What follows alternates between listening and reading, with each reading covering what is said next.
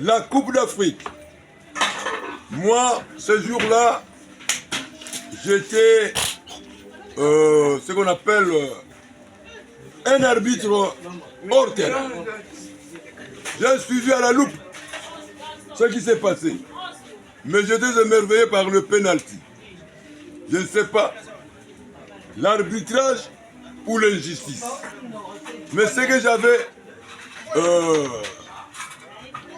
vérifié sur le terrain, j'avais vu, bon, comme c'était le Maroc, et que la Coupe d'Afrique s'est jouée au Maroc, donc il fallait que les Marocains remportent cette coupe. Mais vraiment le penalty là, j'avais dit non, ça ce n'est pas vrai. Ça c'est de l'injustice. C'est un faux arbitrage. Malgré leurs appareils là, qu'on appelle VAR, j'avais dit non, ce n'est pas vrai. Mais bon, j'ai demandé à Dieu. En tout cas, j'avais demandé à Dieu si réellement ce penalty est juste et que Dieu aussi est content, bon, que ce penalty soit un but. Mais ce que j'avais demandé à Dieu, les Sénégalais sur le terrain, ils n'étaient pas seuls. Nous tous, nous étions derrière les Sénégalais. Même moi qui vous parle là, j'étais Sénégalais. Donc, j'étais Sadio Mané.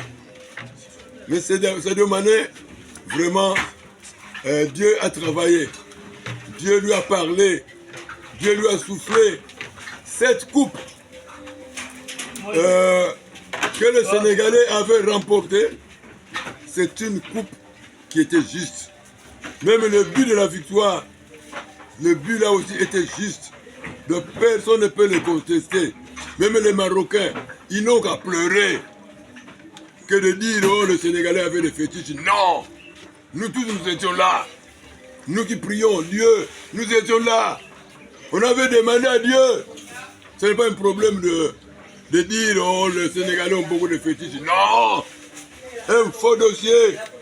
Sadio Mané, c'est un bon joueur. Il ne joue pas avec des fétiches. Il s'entraîne correctement. Il est un homme juste. Et il connaît l'Afrique. Malgré qu'il joue en Europe. Donc c'est un bon exemple à suivre pour Sadio Mané. Je m'arrête par là.